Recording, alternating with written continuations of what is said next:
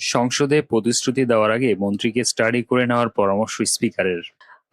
জাতীয় সংসদে দেওয়া প্রতিশ্রুতি রক্ষা করতে না পারায় বিদ্যুৎ, জ্বালানি ও খনিজ সম্পদ মন্ত্রী ইকবাল হাসান মাহমুদকে সতর্ক করেছে স্পিকার হাফিজউদ্দিন আহমদ। সংসদে কোনো প্রতিশ্রুতি দেওয়ার আগে আনুষঙ্গিক বিষয়গুলো ভালোভাবে স্টাডি বা পর্যালোচনা করে নেওয়ার জন্য মন্ত্রীকে পরামর্শ দিয়েছেন তিনি। রোববার 7ই জুন সংসদ অধিবেশনে আশুগঞ্জ সার কারখানার ফার্টিলাইজার গ্যাস সরবরাহ নিয়ে সংসদ সদস্য রুমিন ফারহানার এক সম্পূরক প্রশ্নের জেরে স্পিকার এ মন্তব্য করেন। অধিবেশনে ফ্লোর নিয়ে সংসদ সদস্য রুমিন ফারহানার মন্ত্রীর কাছে তার আগের একটি প্রতিশ্রুতির কথা স্মরণ করিয়ে দেন। তিনি বলেন, মন্ত্রী এই মহান সংসদে দাঁড়িয়ে আমাকে কথা দিয়েছিলেন যে 1 মের মধ্যে আশুগঞ্জ ফার্টিলাইজারে গ্যাসের সংযোগ দেওয়া হবে।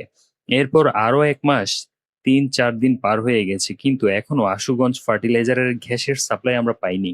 আশুগঞ্জ সার কারখানার কবে নাগাদ গ্যাস পাওয়া যাবে এমন সুনির্দিষ্ট প্রশ্ন রাখেন এই সংসদ সদস্য। রুমিন ফারহানার প্রশ্নের জবাবে বিদ্যুৎ, জ্বালানি ও খনিজ সম্পদ মন্ত্রী ইকবাল হাসান মাহমুদ দেশে গ্যাসের সীমাবদ্ধতার কথা তুলে ধরেন।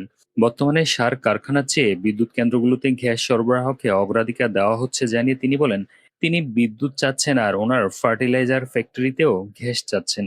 গ্যাসের তো একটা সীমাবদ্ধতা আছে। একজন আমাদের বিদ্যুৎ প্ল্যান্টগুলো চালিয়ে রাখতে হচ্ছে এবং সেই কারণেই তার ওখানে আমরা সংযোগ দিতে পারছি না।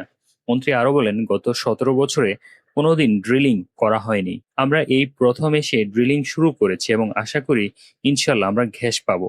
গ্যাস পাওয়ার পরে আশুগঞ্জ ফার্টিলাইজারের মতো কারখানায় আমরা সংযোগ দিতে পারবো। মন্ত্রীর এমন বক্তব্যের পর স্পিকার হাফিজউদ্দিন আহমেদ মন্ত্রীকে তার দেওয়া আগের প্রতিশ্রুতির কথা স্মরণ করে দিয়ে বলেন, মন্ত্রী আপনি কিন্তু সংসদে বলেছিলেন 1 তারিখ থেকে গ্যাস যাবে, সেটি বোধহয় পাওয়া যায়নি। ভবিষ্যতে সংসদে প্রতিশ্রুতি দেওয়ার ক্ষেত্রে মন্ত্রীদেরকে আরো দায়িত্বশীল হওয়ার আহ্বান জানিয়েছেন স্পিকার।